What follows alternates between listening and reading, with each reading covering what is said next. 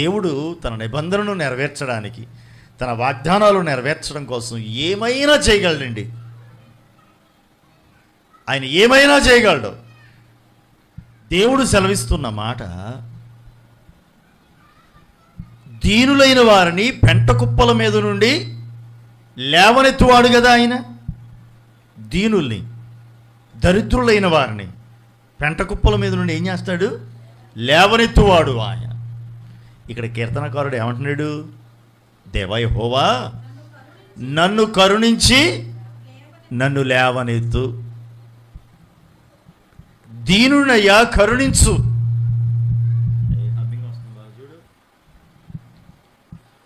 కరుణించి నన్ను లేవనెత్తు అని మొరబెడుతూ ఉన్నాడు,